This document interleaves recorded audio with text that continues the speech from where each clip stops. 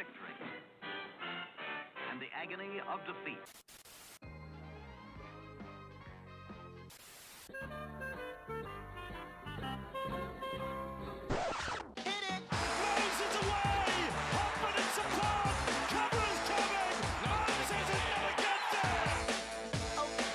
Madison, great ball around the corner, Pedicini, he beats them all!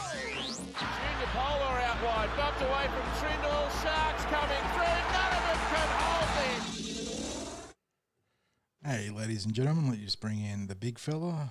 Where is the button I need to press there? There he is. Okay. Here I am. And I get back to my I get back to my streaming station. Alrighty, how good is that? The Parramatta Eels lodging their third win of the season. This is the instant reaction edition of the Tip Sheet podcast. As always, I'm your host, John, also known as 4020. The big fella, is it that way? Yeah, I got the fingers right that way. Is my good mate, Sixties. Here to break down the Eels, putting the clamps, the lockdown on the Newcastle Knights. And before I get any further, fellas, I just want to say there was a bit of a discussion and chat about Will Penasini. I do want to stress, guys, I'm not upset at you guys being critical of Will. We will talk about the issues he had today, but don't lead off the discussion with that. We just kicked Newcastle's ass. Let's celebrate a little bit before we start turning the critique onto the players. So yeah, don't think that I'm upset at you guys for pointing out that you had some rough moments. I'm not. But 60s, with that little bit of housekeeping out of the way, because I'm not upset with the people being critical of Will. How good, though? How good? The Eels, it was not perfect, mate. They could have put on more points in the second half. They sort of struggled to get back into rhythm after half-time. But they put the clamps on, their best defensive performance of the season by some margin, winning 28-6 against the Novocastrians. We won't go too much further with the football discussion because there's a few things to do as always, but just it's nice to celebrate the win, mate, isn't it? Oh, anytime you have a win, you got to enjoy it. So thank you, Jason Riles and the team, for getting that win for us all. It's a great way to kick off the weekend. Of course, shout out to our sponsors, Star Partners Real Estate, Auburn, Narellan and Parramatta, and Parramatta Leagues Club, the home of the Eels. Don't forget, we'll be back. We'll be there on Friday, this coming Friday, 1 week from now, for the Eels against Manly. Don't know who the legend guest will be at this stage, but we'll definitely be there in Sturlows with our live preview. John, also, thanks to everyone that's there now in live. And I know it's not ideal when you've got another live game that's come on and people love to watch their footy, and we understand that. And there's probably going to be a lot more people watching this on delay than there will be watching it on live. But we appreciate the people who are there live now. Who we got there at the moment, John? Yeah, plenty of regulars in chat. Mr. Oxlage, who was one of the people that sort of spearheaded that discussion on Will, and I do want to stress it. We're not upset about that, guys. Will is absolutely in the crosshairs on an individual level. But there's Hardline, Sebastian, Chris, Sonic Boom, Rachel, one of our good interstate watchers there. Jamie's there as well. Kel, so plenty. Andrew Collier. Who else we got in there? Robert. We've mentioned Chris Ritzy. So, yeah, plenty. Kicks, there's another familiar name there. Plenty of regulars there, and we thank everyone for tuning out. There's Scott Whitney, another regular I recognise, Peter Zed. And there's a cheeky little Rob in there as well, who we both know quite well, 60s, who's he's put his hand up for roll call. I'm here. Yes, Mr. Rob, we do see you at the back of classroom. Thanks for wearing your uniform correctly this week. But, yeah, plenty of regulars there, and we thank everyone for turning out.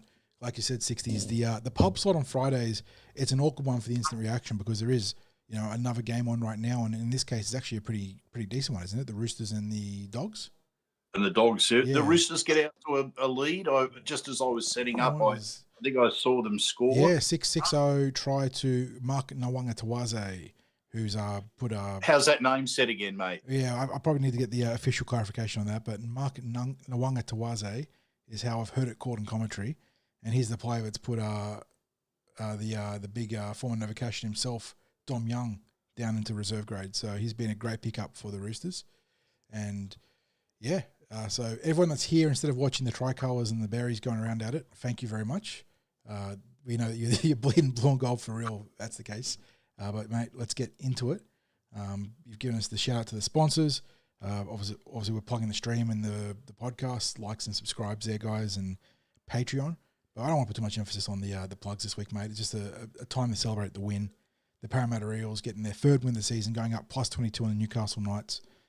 Tries to Mitchell Moses, a double to Zach Lomax, Dylan Brown and Jordan Samrani getting his maiden try in the NRL. By the way, Zach Lomax first try as an Eel too, I think. So a couple of big milestones there. 3 from 5 from Zach Lomax off the tee, 2 narrow misses, but he also tacked on a penalty goal. The Knights getting a late try to James Shearer down their right edge, down our left edge. But Kai Pearce ball getting binned in the 61st. That's the important notes off the scorer's sheet. But the Eels, statistically, 60s, as you can imagine, ahead in pretty much all the key stuff. 55% possession in their favour, plus 6 minutes, just a tick under 6 minutes there, time of possession. They completed at 77%, which is right in that sweet spot. Obviously, you'd like to be a little bit higher, but you can't be too greedy there. They're up against Newcastle's 71%, and the Eels did force a lot of errors in that regard. Key stats, more runs, more running meters, more post-contact meters, 7 line breaks to 3, 49 tackle breaks to 24. The Knights with the faster play to ball, no surprises there. That's the Parramatta Classic. Eels offloading their opposition 9-5. And then the big one here, mate, and the one that I think we're going to be talking about for a good portion of this podcast, effective tackle rate for the Eels up over 91.5%, 91.64 against Newcastle's 84.51. So that's a 7 percentage point swing right there. And usually it's the Eels on the other side of that statistical column. But 24 missed tackles for the Eels to Newcastle's 49, and they have 7 ineffective tackles, Newcastle's 19. And then, yeah, that really is a tale of the tape for the Eels. They've been able to cobble together their most composed defensive effort. Kalen Ponga did ask a few questions, as is a player of his calibre expected to do. But the Eels loaded up some big shots from Gideon Katonga, Mitchell Moses, some good ruck control from the middles, and nice slide defence throughout the day, managing to actually negate Newcastle shifts. And as Rob says in chat, hit and stick at last, indeed. And we even saw a peel off one-on-one strip, Dylan Walker orchestrating that, which was really good to see. So some cerebral play in defence, and that is probably where I want to start the discussion, mate. Is defensively the Eels, really it should have been a clean sheet. It was a late try to Newcastle. They managed to generate just half a little column sliver of space for Schiller to get past the Fox. But yeah, the Eels, I don't know, was that a point of emphasis at training this week, mate? Or was that just like that on their day up against, and let's not kid ourselves as well, Newcastle are an incredibly streaky team in attack. They've been shut out for halves collectively a lot through the season, so you do need to bear that in mind. But Parramatta are also coming into this game sporting their worst defensive record over 9 rounds to start a season. Yeah, look, I don't know if it was so much an emphasis there. I mean, the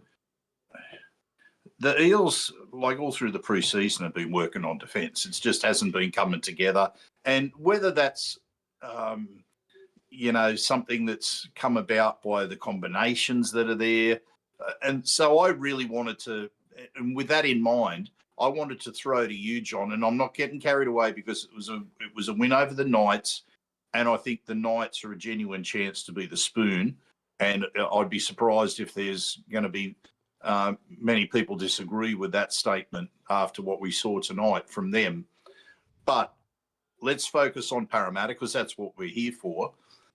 Is that with all players that are available currently, and we know we've got Bailey Simonson, who probably is a walk-up to start in the team if he was fit. But is that the best combination that we can put on the field at the moment, what we saw tonight? Sam Tuivasa, another player too, I think you're probably being consideration for that. But I think that 17th man on the bench, Tony Mattelli today on debut, who didn't get a huge amount of minutes, had a nice run, but then compounded that by dropping the ball. I think that's probably the one spot you'd be looking at saying there's some flexibility there, playing the hot hand, Ryan Madison, Tony Mattelli, Will Latu, any of those guys that are either young up-and-comers or the steady hand that you want to put into rotation on a horses-for-courses basis. But it's got to be close to, right? Jack Williams, and I'm sure we'll talk about Jack plenty, really carving out a niche for himself on that right edge, then be able to transition into the middle when Jordan Samrani came on. Pretty handy stuff there. I'm just trying to think. You'd be hard pressed to change it. I mean, Charlie Guyman had a good game on the left edge in New South Wales Cup 60s. But Yeah, as Dan Keir was, Yeah. I thought he was tremendous. But I don't think you look at you don't want to tinker too much there, wouldn't you? I suppose that maybe just the middle. The middle still my concern is just pound for pound against better packs. How we're going to fare. Yeah, of course. But Yeah, this is probably close to our ideal setup, all things considering with those injuries. yeah. Now I say that as well, with Luca Moretti starting, and named on the I edge but thought- playing in the middle. Yes. So,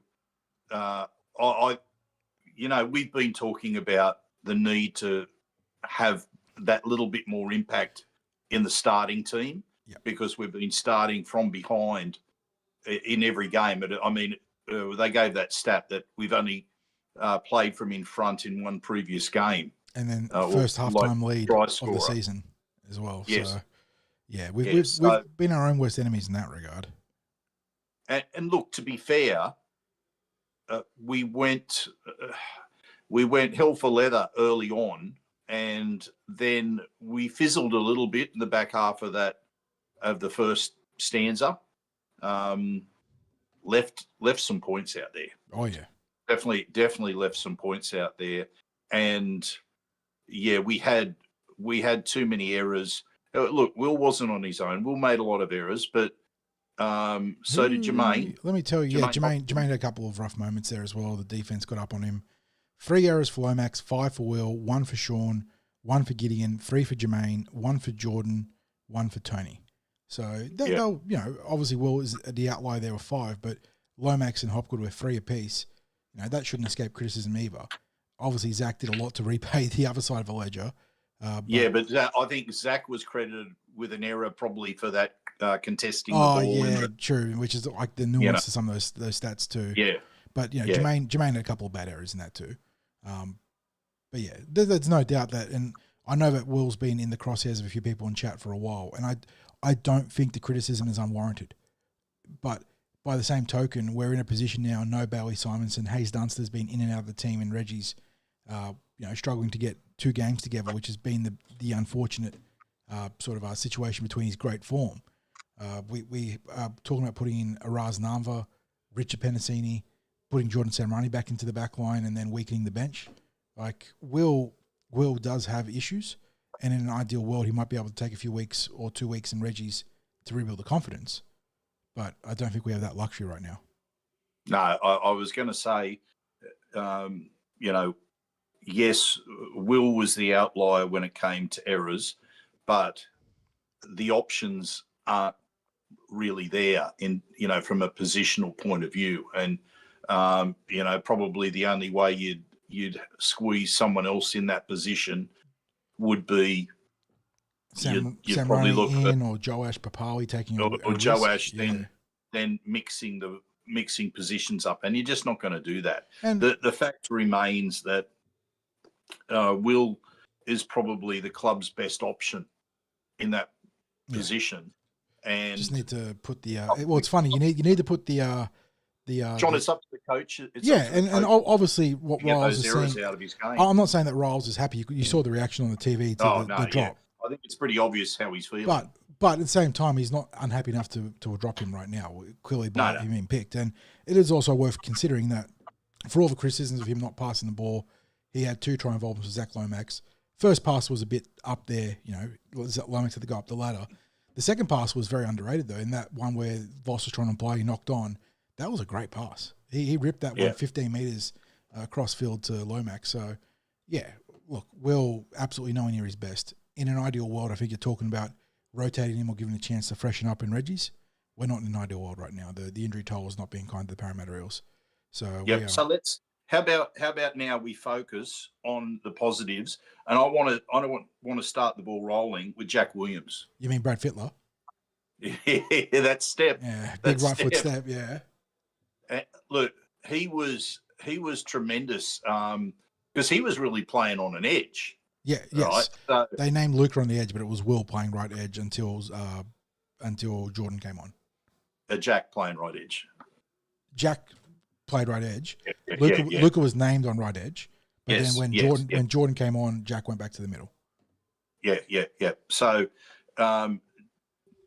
he was a player that I'd been really looking forward to this season, and I spoke a lot about him during the pre-season and probably talked him up a bit too much maybe, but I think we saw tonight the reason why the Eels recruited him.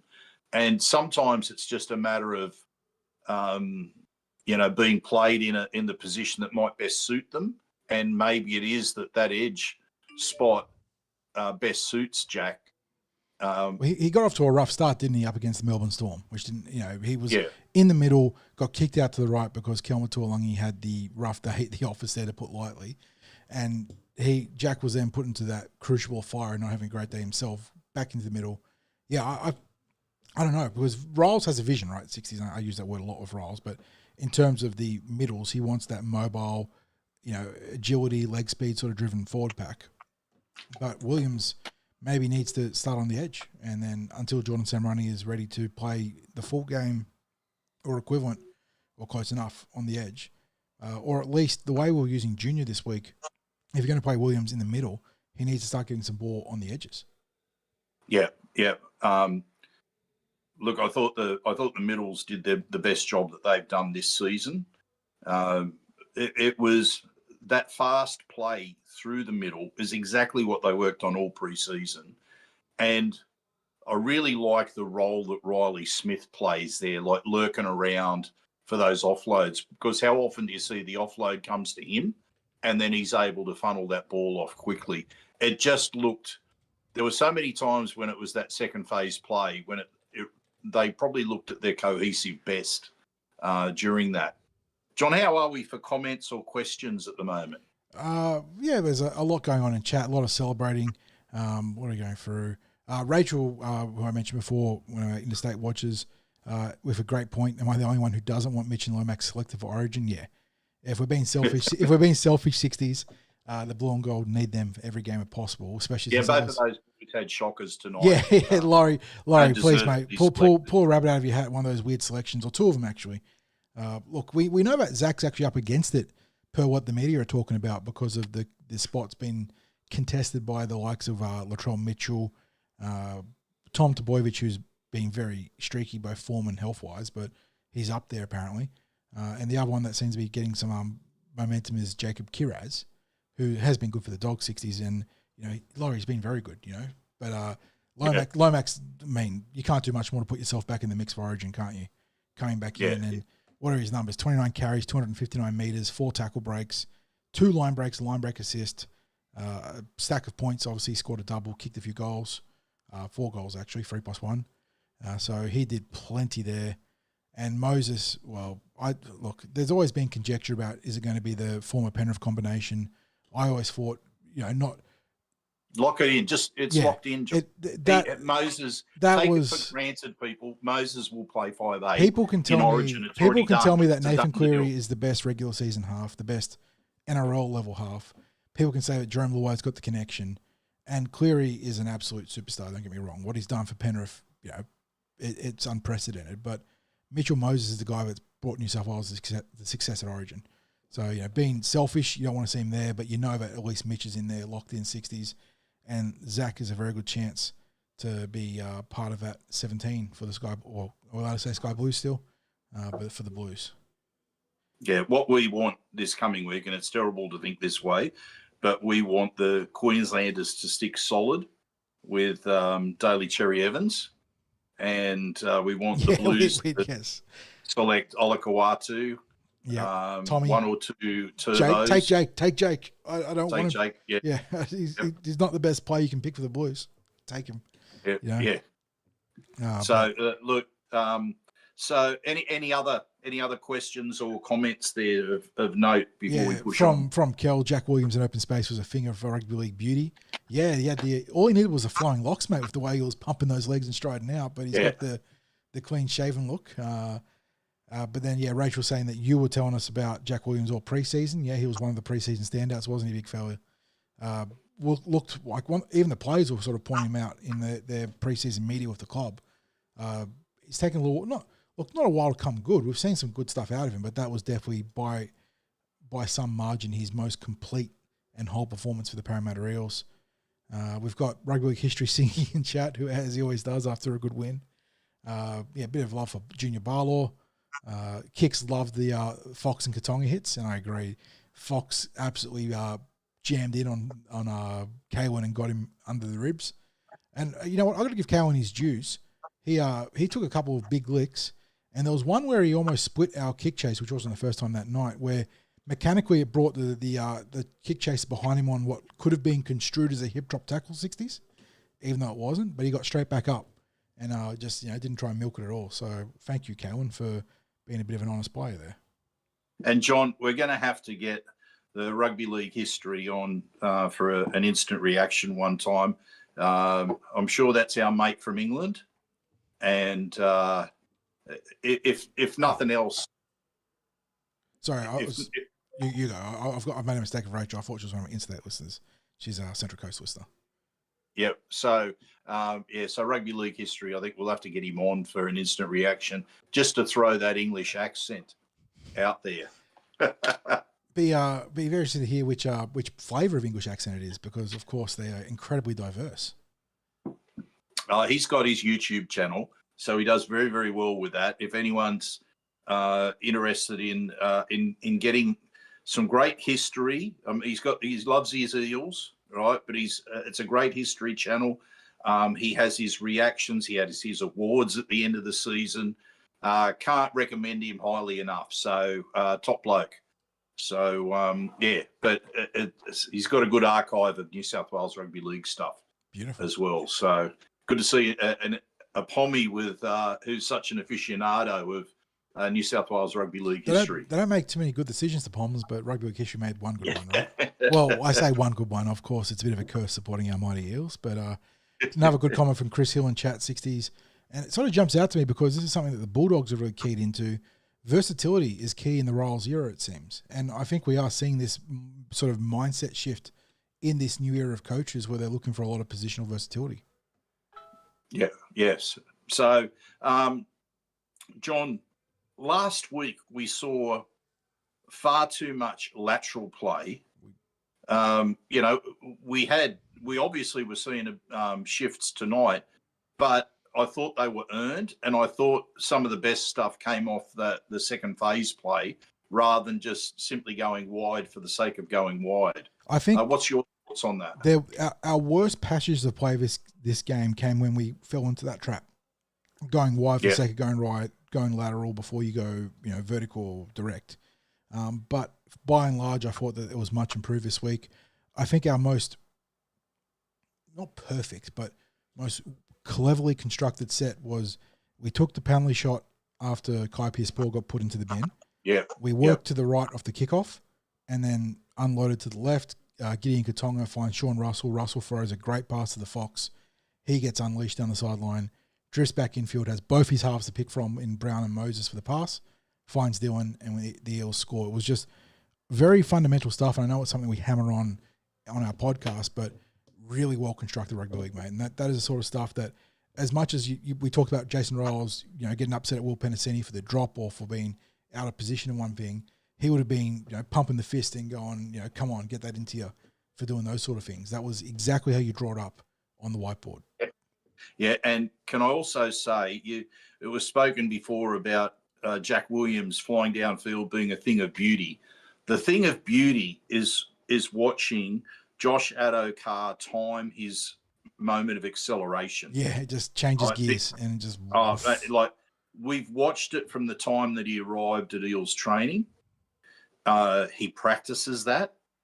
So he practices, like, jogging along or jogging into a position. And then that moment that he receives the ball, just bang, right? And getting to see that explosiveness up close, like, that acceleration, it's something that we haven't had on the wing. We've had a lot of power on the wing, but we've never had that explosive acceleration. And you can see the difference that it makes. Like, it just allows someone like Addo-Carr to instantly get past his opposite. Yep. Leave him clutching in the air. And you see how, because, Addo-Carr is lightly framed, but you can see the difference that explosive speed means, where you can just easily fend someone away because they're really stretching at their limit to try and get a hold of him as he's accelerating away. And it's almost like he uses that as extra impetus to go past the player, just to push away a little bit from the player that's coming across, and away he goes. So, but the best thing with that, the try where he was involved in being put down the side, as you just described it, when they were down to 12 men, was the way the support runners steamed through on the inside. Yep.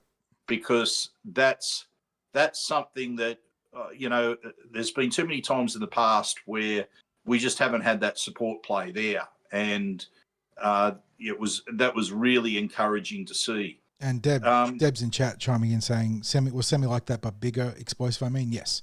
Semi was a very similar player in how he changed gears and was able to, it's the suddenness that is probably the word you're looking for there, in how you can deceive the opposition and the defense. Because if you're always going full speed, the opposition know that, that's how fast they've got to be to catch you. Being able to change gears like that, it's why the hammer is so good as well. He's one of those guys that makes it look so easy going from first to fifth in the blink of an eye, and it's ridiculous trying to defend against it. But yeah, I think that, yes, while you pointed out, the builds were a little bit different, but the Fox and Semi do have that in common, being able to change gears effortlessly and cause issues for the defense because of it. Yeah. And it's probably why Semi could score the long-range tries that Sivo couldn't score. Yes. As well. Yeah. Micah, he was like a red zone winger. He was the bulldozer. Semi was the full package. If he'd stayed in rugby league, who knows how high he climbs in terms of the acclaims and his status in the game. Who knows what happens in 22?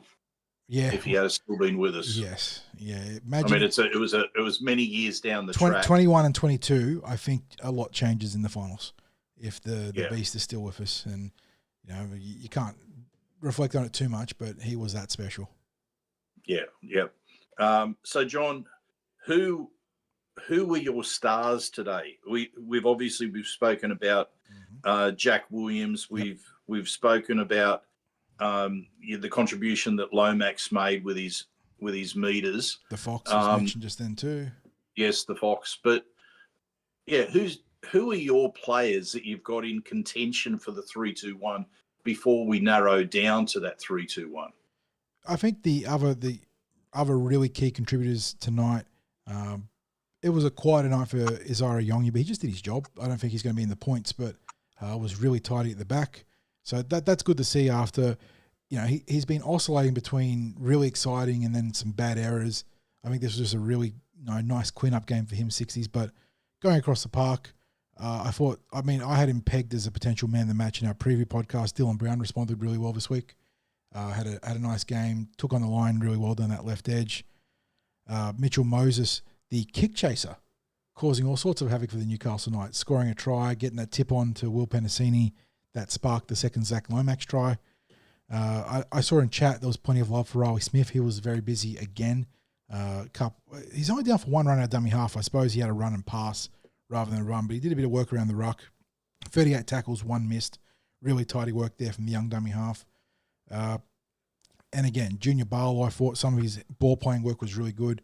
He was the one that opened up that channel for the first Zach Lomax try, using his ability to, you talk about suddenness, the big fella, not anywhere near as sudden as the Fox, but from a standing start, he managed to use his explosiveness to beat a couple of defenders, get the offload away. He had another nice feature in the Luca Moretti line break where he was in the air catching a ball and just turns in the air and offloads back to Luca Moretti. So a couple of nice moments for him. Nearly 150 metres off his 15 carries. So really productive there through the middle. And I think he was probably the pick of the forwards in terms of metres. Where are my numbers here? 144 for Junior, 135 for Jack off half the carries though, because he had all those line breaks. 122 for Gideon, who I thought was improved this week. Did have that one drop on the goal line where I think there was a suggestion of maybe hands on the ball, but the ball security wasn't good enough. And I'm not going to gripe about that too much. Dylan Walker, again, very good, mate.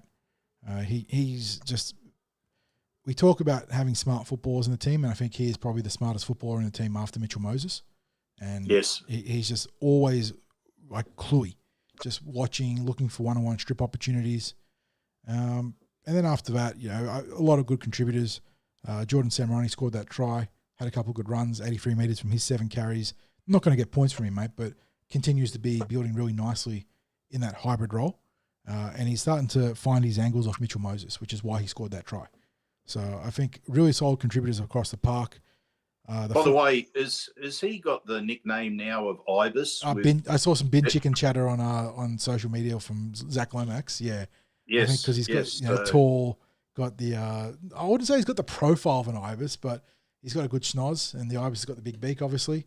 But yeah, the boys love their banter on social media. It's all in good nature, and I think the Ibis is starting to stick, unfortunately. Yeah.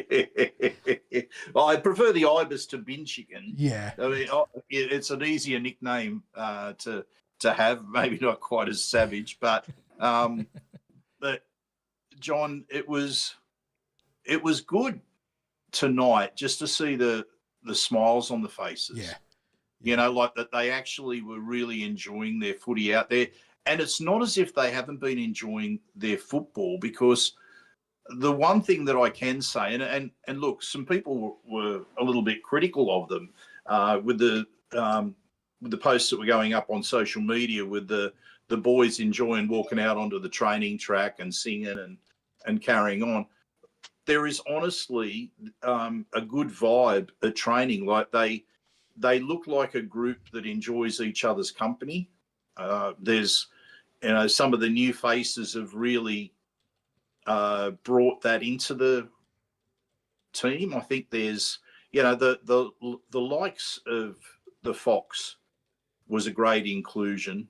Joash is a great one around the team, and I think they're really looking for a way that they can have him as part of the 17 in some way. But that arrival of Dylan Walker, who's just been such a class inclusion, has probably taken the spot that might have been there for Joash. Yeah. And who knows? I mean, it's probably more likely than not that he'll get his chance when there's an injury. And we hate to say it, but it's inevitable that there ends up being injury. And you say inevitable, like we haven't been ravaged by injuries. It just haven't been in the areas that would get Joash into the team. That's it. So yeah. He's, as I said, he's really in that sort of role that, you know, maybe Dylan Walker is in right now. But Dylan Walker is one of the most consistent players out there every week. And as you said, John, probably his footy IQ is right up there with Mitch Moses. And that it was emphasised with that steal, that one-on-one steal there when, look, it could have been a case of the Knights getting a little bit of momentum there. It just stripped it straight back off them, like literally stripped it off them. So, yeah, look, I think just on your reflection of what you had to say there, a lot of players put their a better foot forward this week, and it's probably a good thing to be singling out all the good rather than, you know, some of the things that still need to be worked on at the moment, because we'll leave that to the coaches. They've got plenty of videotape to work through, and seeing the reaction from Jason Riles, probably he's got a few chats to, you know, one or two players after tonight. So, John, any other questions or comments from the gallery? Someone was asking about Riley Smith's status because he did look a little bit ginger late in the game. I think he sort of came out of a tackle with a lower leg. I don't know if it's an issue, but he played through it for a few minutes, and people were asking me if there's any update about him, and I don't have one. I think if he was taken off, as someone pointed out, I think it would be precautionary, hopefully. And then Chris Hill comes back saying Corey Horsburgh looks ginger. So I just had the in the chat had the emojis where he had the two birds up and crying at Parramatta Stadium. I said never forget that moment. Goodness knows I'd hope it's not a foot injury to Riley Smith. You wouldn't be betting against it the way we go, mate, for our luck of foot injuries this year. Mitchy's in chat. Good to see Mitchy there. Still married, hopefully. Thought it was Gideon's best game. Didn't overplay his hand and ran hard. Yep. Yongi also didn't overplay this time around. Yeah, I touched on that, didn't I? 60s. Just a nice tidy game from Isaiah. Looking to link up with his outside men, but not getting too fancy. Didn't have any opportunities to score a try or bomb it like we had last week, but nice and tidy. And yeah, Gideon's getting better. I know that he drew a lot of eye from fans. And again, this comes back to the idea that in an ideal world, he wouldn't be getting the extended role he is getting right now. But necessity has forced Riles to play him for big minutes, for pretty much 80 minutes a game, down that left edge. And he's still very raw, but he is starting to take some form of shape now, which is good. He is getting his feet under him at first grade level. And you're seeing that physicality starting to emerge with less errors, not zero errors. But he is starting to impose himself on the opposition, tackle breaks, big hits, offloads, all those parts of the game that you were looking at in the preseason 60s and saying, we might have something here. Yeah. Yeah. John, what did you think? And it's a minor thing in the full scheme of the game, but when we took the goal straight after the sin bin decision, the casino, degenerate gamble, which I'm not really a gambler actually in real life, but that little devil on your shoulder says we should have gone for 6 points.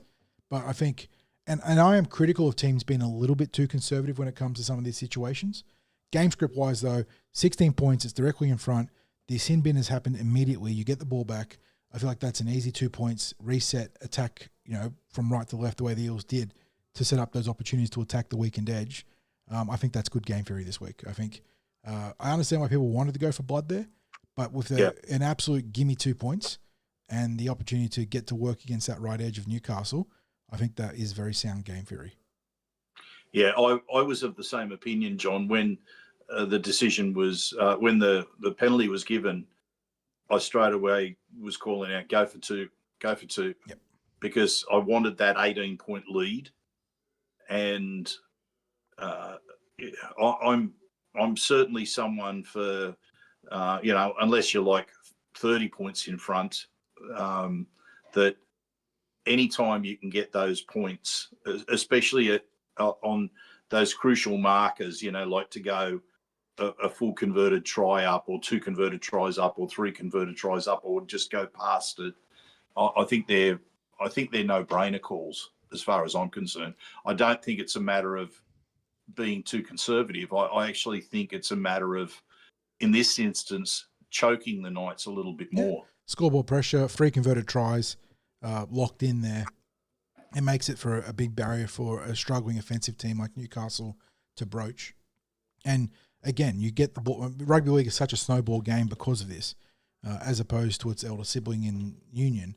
When you score, you kick in Union. In league, you score, you get the ball back. You have a chance to take a stranglehold in the game by doing it. So, yeah. Now, can we just say to our live viewers right now, start putting in your 3-2-1s because we're going to do it right now, and then we'll come to you. So, John, your 3-2-1s. Look, being a forward in my playing days, I should reward the forwards here, but you can't help but be impressed by Zach Lomax coming back from that broken foot 60s. Short on game fitness because of it.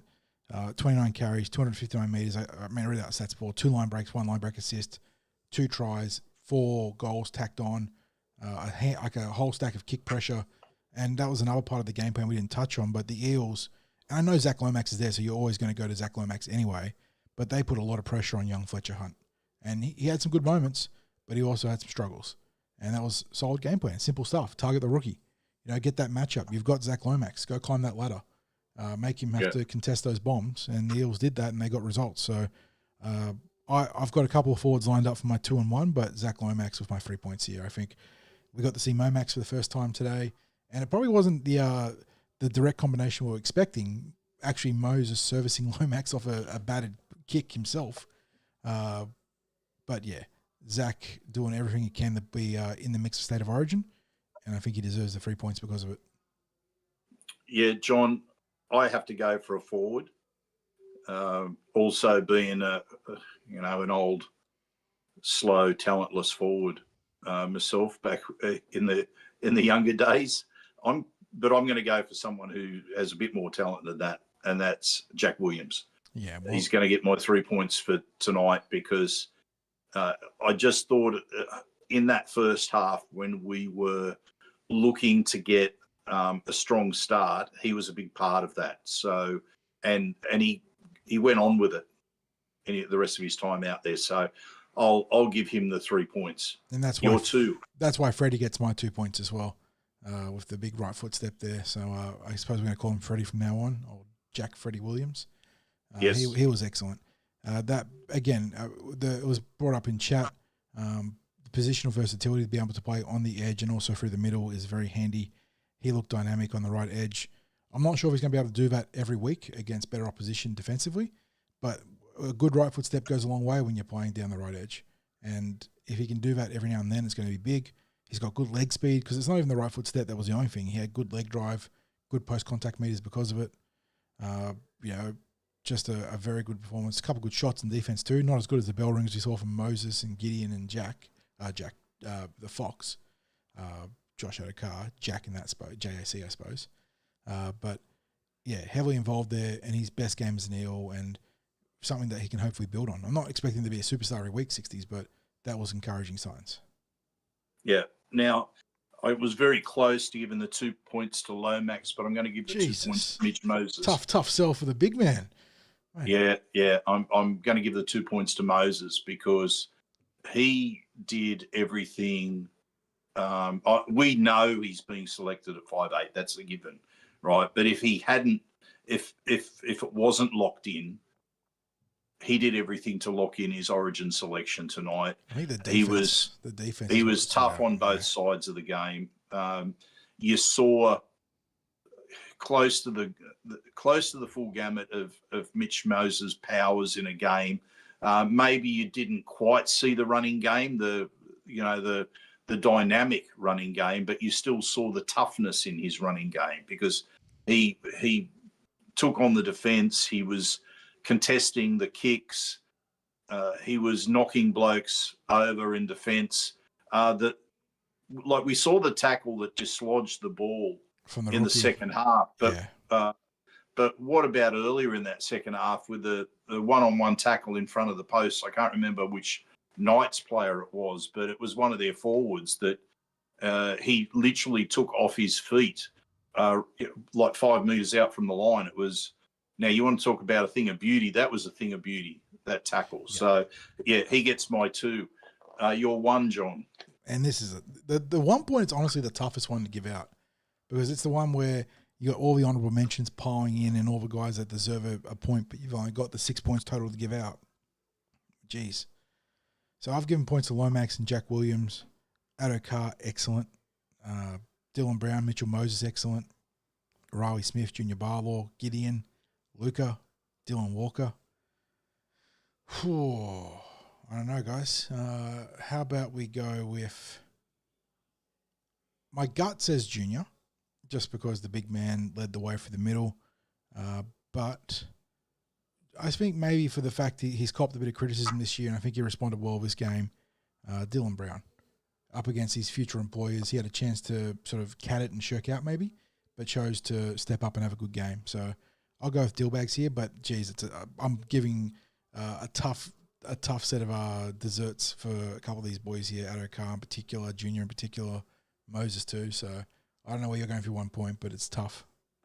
Oh, no, mine's easy because you gave him 3 points. So it's easy for me to give him 1. There's that Lomax. Yeah. Those run meters were insane. And he was doing the tough yards, like the dirty meters in those in clocking up over 200 run meters. So, yeah, he gets the 1 point and it's a no-brainer.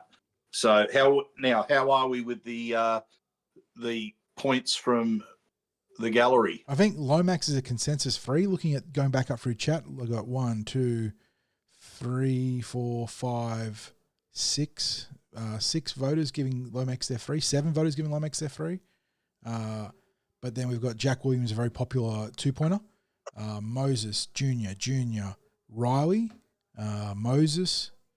Who else is there? Barlaw again.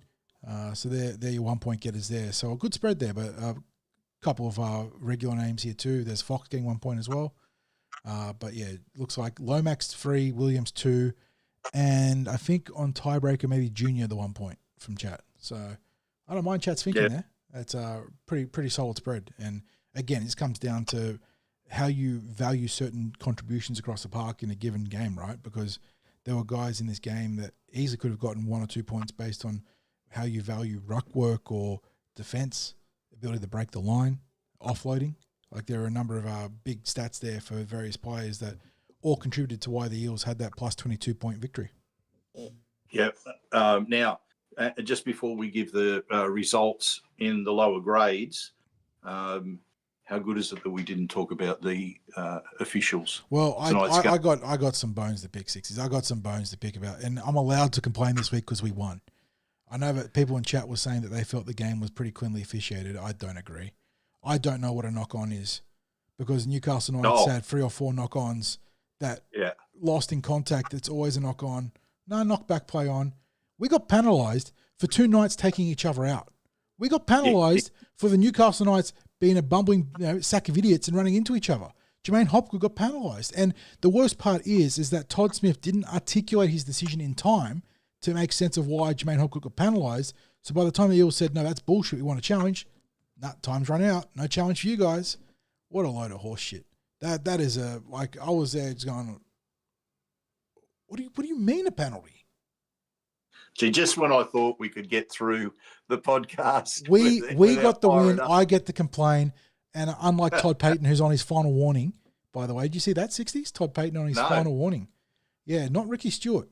The NRL made a statement earlier this week. Todd Payton, final warning for complaints about referees. They didn't actually specify what that means. I guess a suspension, like being forced to sit out a game or 2 if he complains again, or maybe some sort of mega fine. But Todd Payton on his last warning. Yeah, it'll be interesting to see whether it's a slap on the wrist or because I'm sure there'll be other coaches standing by watching, seeing, okay, so what is the outcome when you go down this path? We got diplomatic immunity. The NRL's going to give us our official credentials before they can actually start chastising us. Okay, so last week, none from 3 for the Eels across the grades. This week, it's Friday night. We've already got 3 from 3. What can you say, John? A 30-10 win in New South Wales Cup. And what did it end up in Flegg? Unfortunately, we couldn't do a live blog of Flegg because it was on at the same time as the NRL game. But it was a bit of a struggle. Was it something like 24-16 or 20? Was 24-16? Yeah, so in the Flegg, Eels down 10-0 against the Manly Seagulls. Rafa Stratus in the bin in the first half. Bounce back to 10-6, go back to 16-6 early in the second half. And then rout Manly from there, 24-16. Try scorers were Dom Stratus, first try. Then you had Lorenzo Talatona from short range playing dummy half, which is what we speculated in the preview podcast, actually. Showing some versatility there from the young SG Ball talent. And then followed up by tries to Joshua Lynn, and then Lynn breaking through to set up a try for, was it Saxon Pryke? No, it was Tyrese Lakini. So Joshua Lynn influential in the championship moment, it says 60s, which is good because he had a bit of a dour game last week. And we know he's got, got the talent. He's been a very good contributing half for the Eels for a number of years. And there was a good bounce back game from him. And the Eels, as a flag team, needed that bounce-back game, much like their brethren in the New South Wales Cup. Yes. So both teams are sitting quite nicely on the ladder. And hopefully in another week or 2, our NRL team will be climbing off the bottom.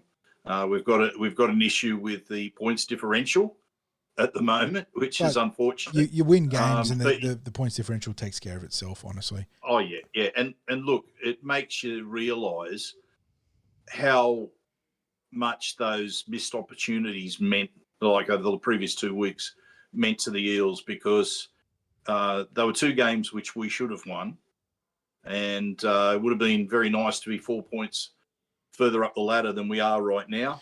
4 points further up the ladder has you in the 8. That is how crazy things are. And as much as we've struggled, we're still in touching distance. We are on 3 wins. Manly are on 4 wins right now, 60s. And they're holding 8th place coming into this week. And Roosters 4 wins, West Tigers 5 wins, no bye. Rabbitohs 5 wins, no bye, right there as well. But it is a congested ladder. Yes, yes. So the coming week's obviously important.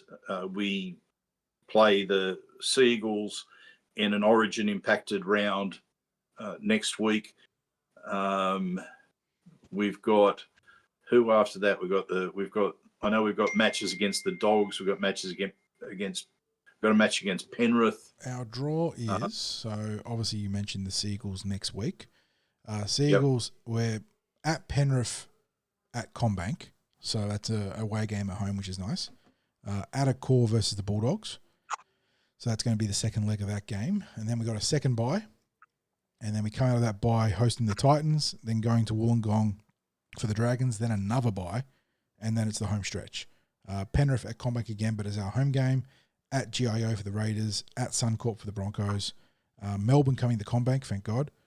Cowboys coming to Combank, then we're at Allianz for the Rabbitohs, Combank hosting the Roosters, at Go Media in Auckland for the Warriors, and then, funnily enough, closing out the season with the second leg of our 2-game split against Newcastle at Combank.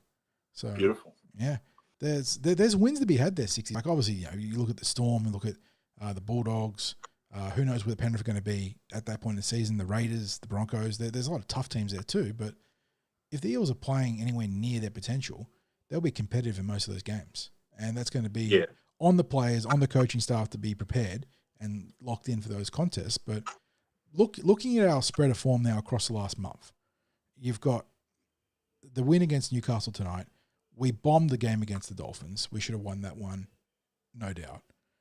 The Cronulla game was incredibly unlucky based on official influence or officials' influence. And then we had the bye, and before that, the big win over the Tigers. Like, the Eels are playing decent football. They could have been, like you said, 2 or 3 wins up on the ladder if they're just taking care of business in a couple of different games. So, yeah, plenty to be positive about. And I think that Manly game is going to be winnable. No Moses is what we're expecting. Like you said, you can pretty much lock that in. But equally, too, the Seagulls going to be inconvenienced, you'd think, by no DCE. They're going to pick DCE, right? Like, surely. Yeah, surely. But, John, you have to mention, we were very competitive against Manly. Yeah. At that was one of those games we could have won, without a host of players. Without a host of players, yeah.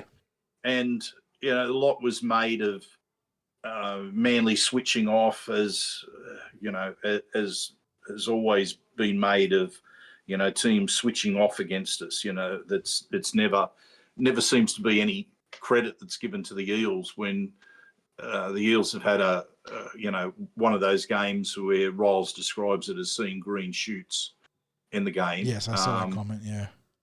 So anyway, great to get the win tonight.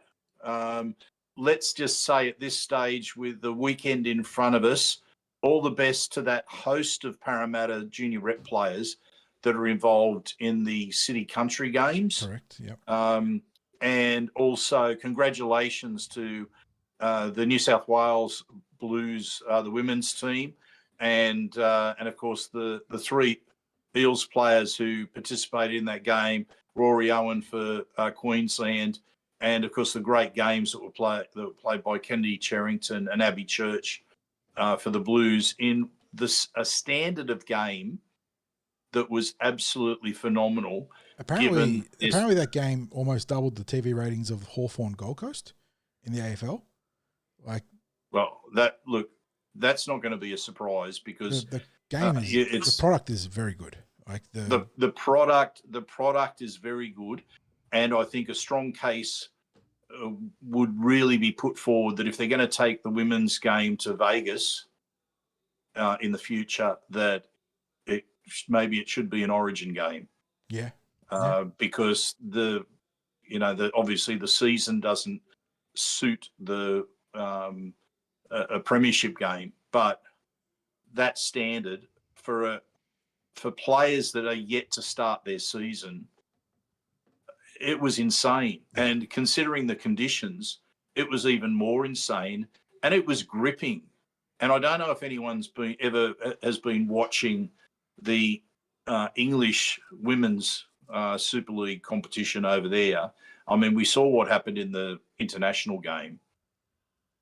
The Australian women's game is so many levels above. I will stand by that. It is the premier product in women's professional sports across the world right now. You can find other good codes, but as a product, pound for pound, blow for blow, tackle for tackle, what you're seeing from the NRLW and from State of Origin for our girls is incredible. All right, 60s. We didn't really talk on Cup that much, but Eels 130-10. Did you catch that one? Yeah, I was live blogged. Oh, there you go. I was completely flat out. I didn't even catch our website, so there you go. Eels 130-10. Jake Tungle double. Hawkins, Papali, Loizu, and Lussick all scoring. Papali and Volkman sharing the kicking duties. They had a bad loss against the Dogs last week, bounced back against the Knights. We had this pegged as maybe a tricky game, but they were in complete control of this one.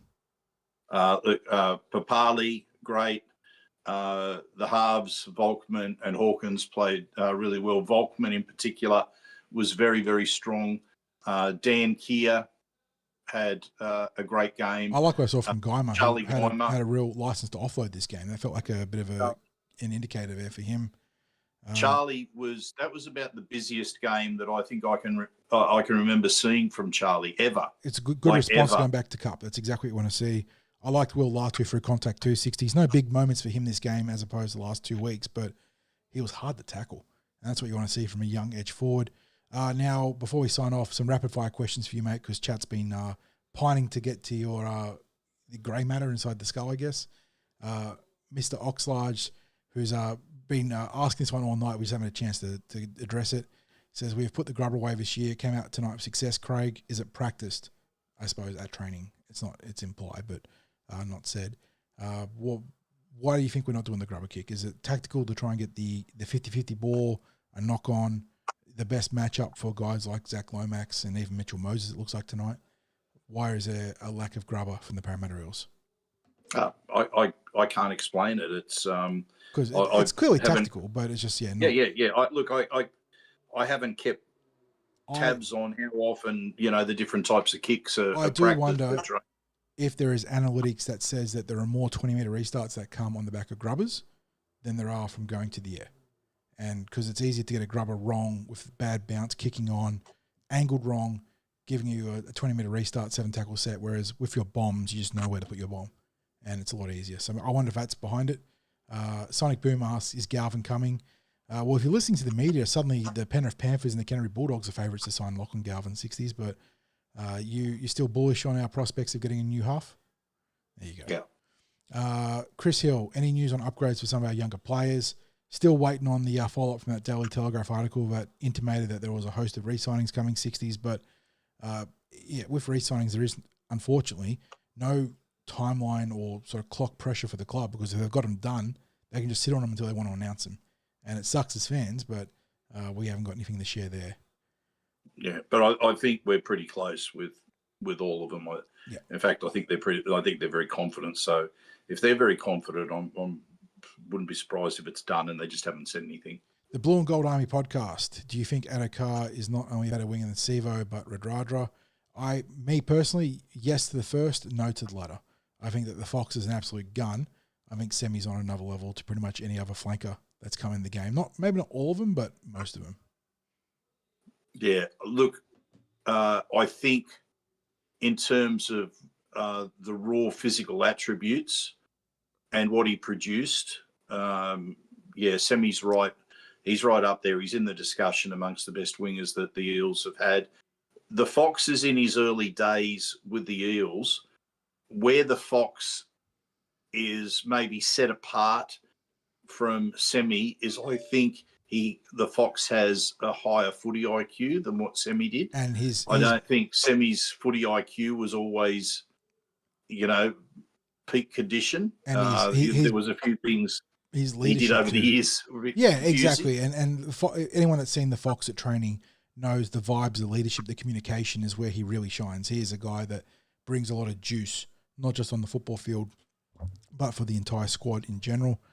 Mitchie asks... Well, the prime example with that was because we're always talking about what the Fox does in attack, but defensively that play where Gagai got on the outside of him, but that was just the Fox had him under control the whole time and used the sideline as the other defender and just herded him towards the sideline and drove him over the sideline. And that's what a good winger does. Yes, agreed. Following up now from Mitchie, who's got a nice, easy question for you, mate. I'd like to know if the Eels' Centre of Excellence is now open to the players. That's my question. Now, you can give us a great answer on this one because obviously we've been there and hopefully we can get some stuff out to you guys to see. But is the players' portion of the COE available? Because you can answer this one pretty easily. Oh, it's 100%. They've been in there for probably the last 3 to 4 weeks now. So it's everyone's in there. I think they've got a few things that they're still working on in terms of being fully accessible to the public, and I'm talking about that the centre part. Not too sure that their Eels shop is up and running, and I think they've still got like a historical stuff that they're finalising there for public access.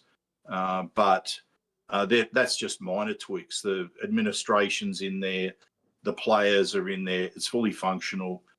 They've got a game coming up in 2 weeks, I think, a flag game, John. I think it's around about 2 weeks from now. So people will be able to go up there and watch a game of footy. And people are, there's people going up there watching training at the moment. So a follow-up to the question taken on notice by the Blue and Gold Army podcast. He was framing it in Adokar now, not at the Storm, for our question there. So Adokar now versus Sivo and Semi. So yeah, my answer remains. I don't think it really changed the conversation for us. I think the Fox is still very good, better than Sivo all around. I don't think that's a contest, even though Sivo was an absolute wrecking ball in the red zone. Semi still in, even though you mentioned the footy IQ, what he did was transcendental. So I don't think that moves the needle too much for me. What have we got here? I talked about the upgrades. We talked about COE. Deb's been killing it in chat tonight with some great comments. She asks, okay, if Mitch is chosen for Origin, then who is going to come in? Obviously, the Eels have 2 options of use this year in Volkman and Hawkins. I think they'll use Hawkins as a straight out. Because I did see another commenter earlier in the chat, I can't remember who it was, but talking about maybe moving Dylan Walker into the halves. I think with someone like Hawkins available, you just keep Dylan at 13/14 and let him do what he's been doing so well through the middle. Don't overcomplicate things. And unfortunately, losing Mitch is a huge blow, but it hopefully is offset by DCE also being out for the Sea Eagles. And of course, the other thing is too, the role that Dylan Walker plays is he comes in, he takes pressure off the halves anyway. Yeah, exactly. So he's playing like third half. Yeah, so that's no doubt there. Michael's in chat and he asks, is Adam O'Brien seeing the week out? That is a good question. I think he's been on the hot seat. We've spoken about it. Losing to the last placed Eels might be the catalyst to give him the flick. I don't know. I wouldn't be surprised if there is a move by end of week 60s. I wouldn't be surprised if the Knights don't do anything because they've been struggling with the inertia of making a call on Adam O'Brien for quite a while now. Yeah. I guess the answer is who knows. But what I will say is he's a dead man walking. Yeah, no doubt. He won't be the coach beyond this year. There is suddenly the coaching landscape is fascinating because there is a late push now for the Bears to sign Mal Meninga, which I think is frankly insane. But what do I know? And I know people have polarized opinions on Brad Arthur, but I think Brad Arthur would coach rings around Mal Meninga at club level. And if the Bears want that flashy, splashy coaching signing, okay, but I don't think it helps them with winning games.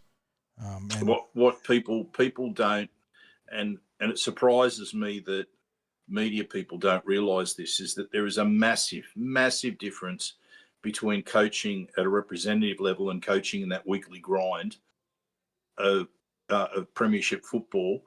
And there could be no greater example of the difference that you can get. Yeah, between a Queensland and Australian team that could coach itself to championships, or Look at day, Maguire. Yeah, the day-to-day, week-to-week, Maguire. season-to-season grind.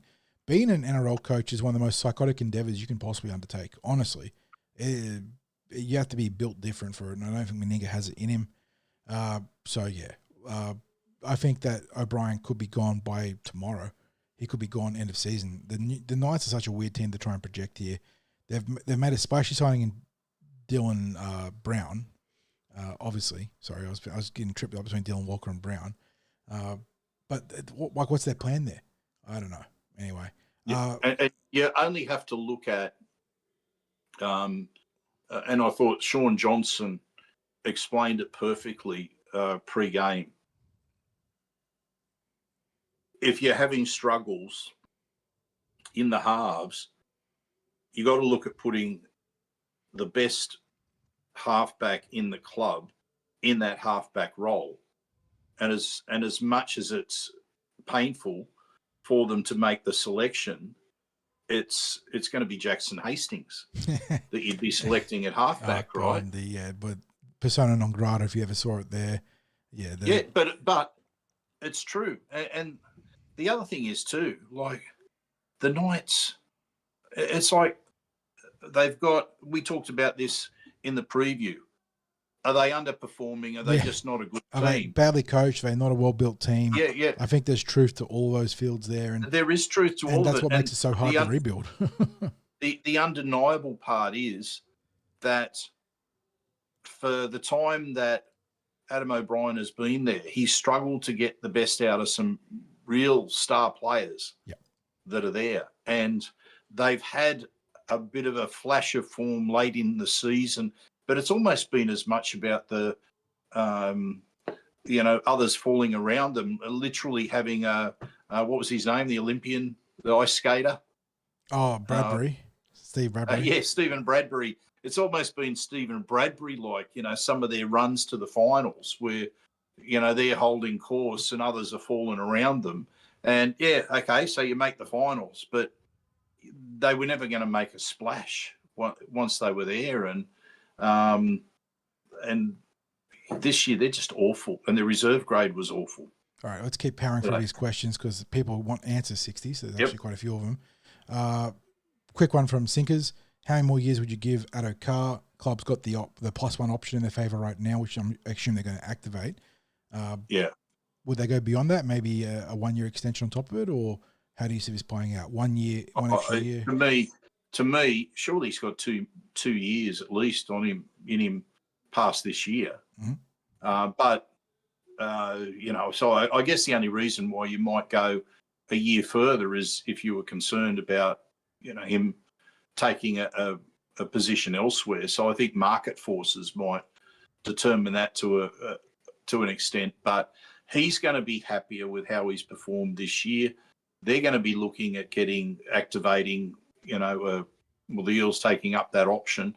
But I guess he and his manager would also be thinking, let's have a bit of a reward here because it was we've proven that he's still got that game in him. He's brought a lot to the club. I'd be happy I wouldn't have a problem if they signed him up for another 2 years. Yep. So. And moving on, Mitch asks, since 60s predicted Matt Taylor for a debut this year, who will be the next player to debut, if any? I think there are a couple still in the mix 60s, so I'll let you lead off because I've got a couple that come to mind immediately. One fullback, one edge player. Who's your pick for next debutant? Oh, it has to be Joe Ash. That's like there's nothing Nostradamus-like in tipping. I think Joe Ash is the right answer. I think Will Latu might be the player that gets his debut first, just because of opportunity. I'd like to see Will Latu. I want to see Will Latu get a debut, but it might be interesting because he might make that transition from being an interchange in New South Wales Cup to being a debut player. Just the way that I expect him to push into that starting pack again. I think that the need to develop his skill set over maybe someone like Bryce Cartwright, who's clearly on the outer at the club, might take precedence at some point in the near future.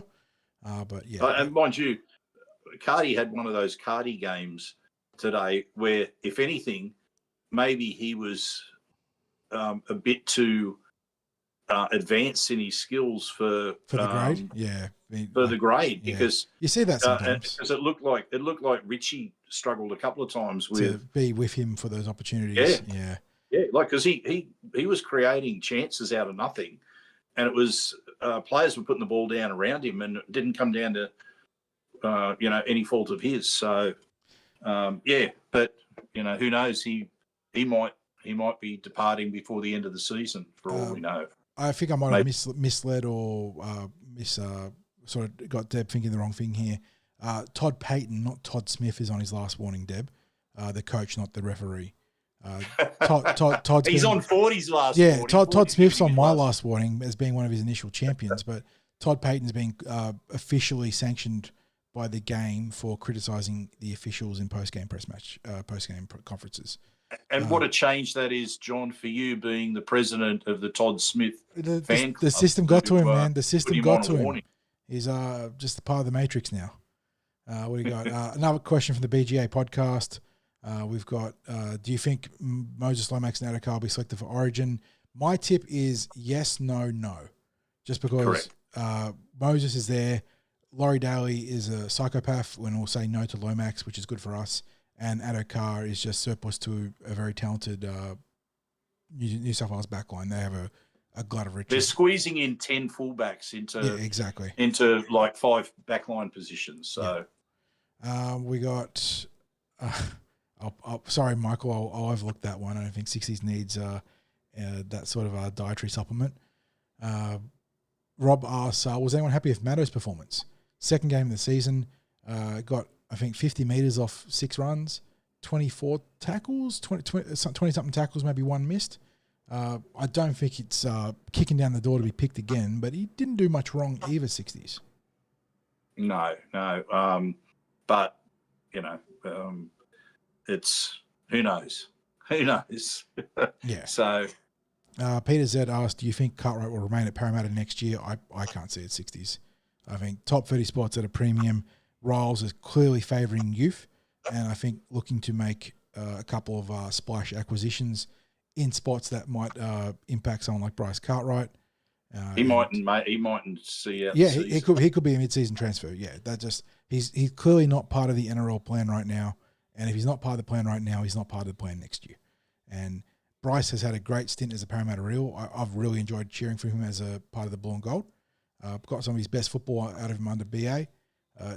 It's his time to move on now. It is what it is, and it's part of being a professional athlete and the professional code is that these things happen. So, and it's probably fair to say that BA extracted the best football out of Bryce, and that Bryce is not a Jason Riles style of player, and it simply comes down to that.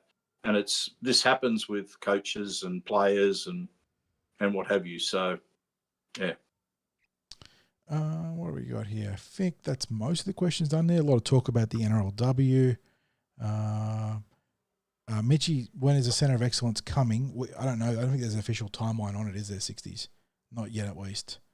As in, like, being open for everyone. You can go there right now and have a wander around. Like, there's nothing stopping anyone in the Parramatta district. It's not a construction site. No. The players, the staff are in the actual Centre of Excellence building. Yeah.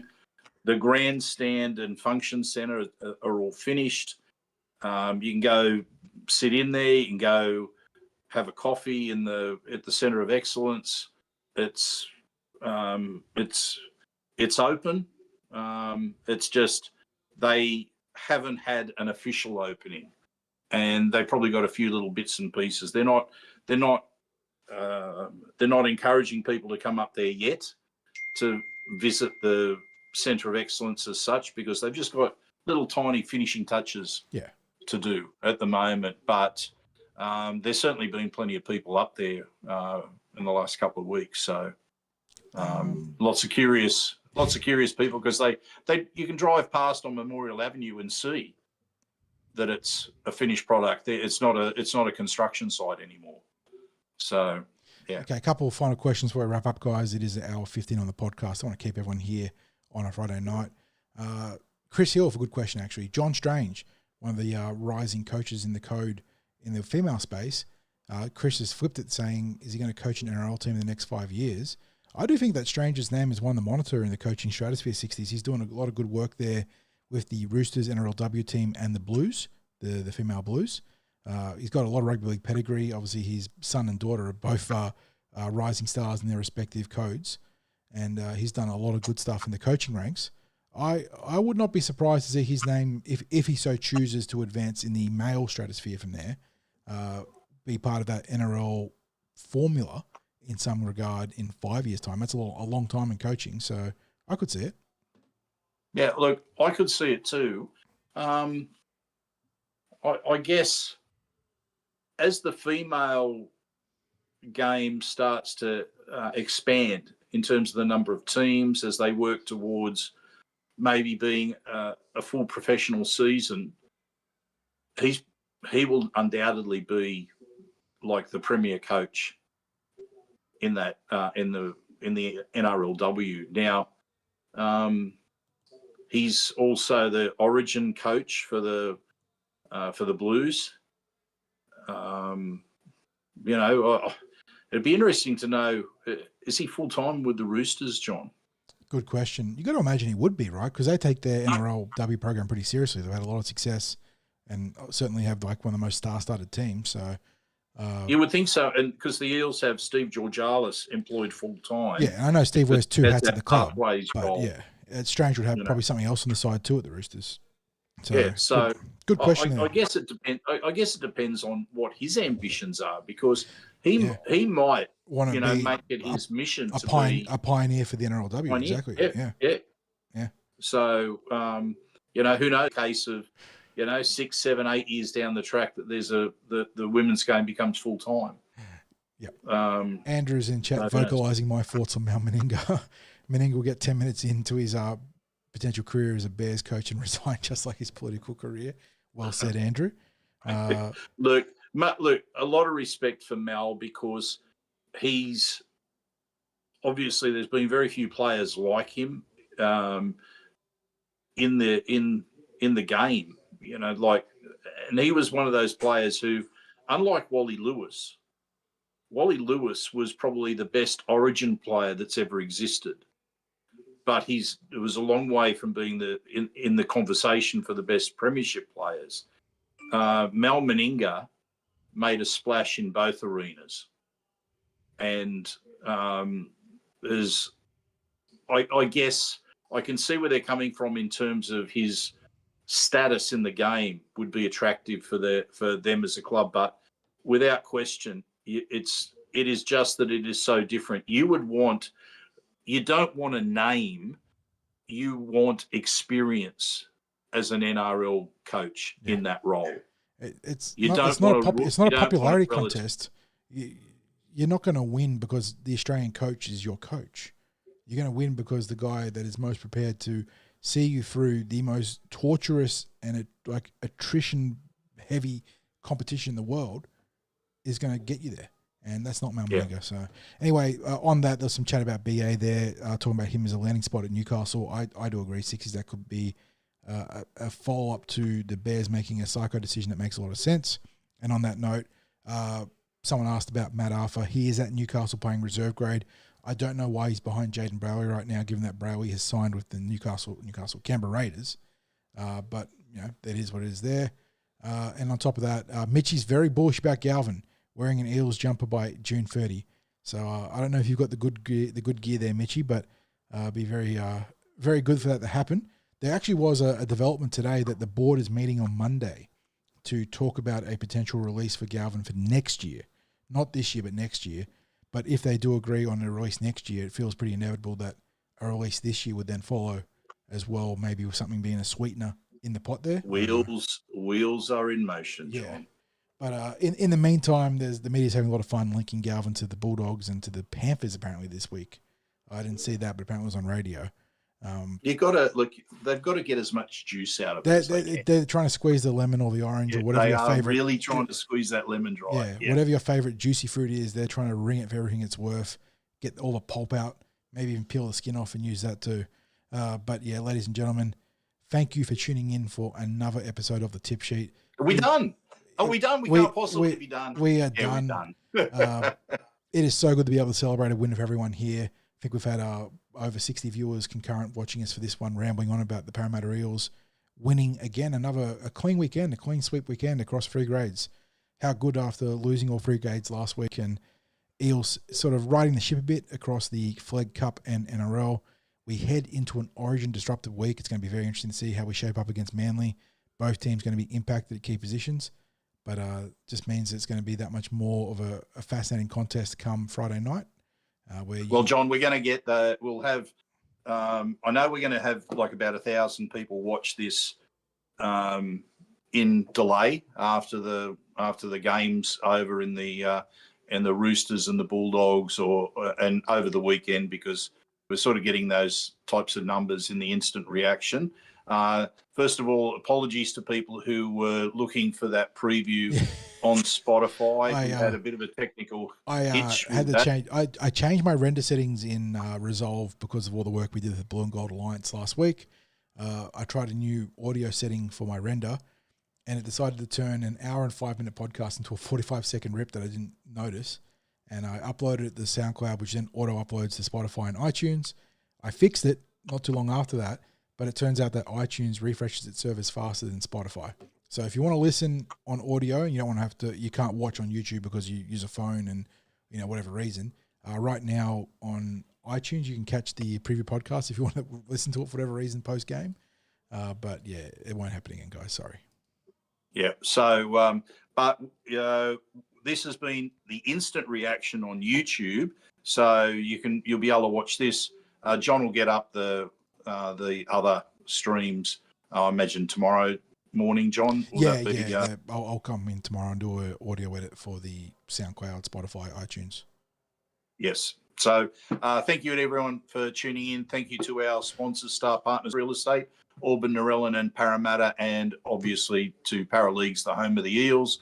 See you there next Friday because we're going to go back to back. I know we're going to go back to back against Manly. So, yes, we'll see you there.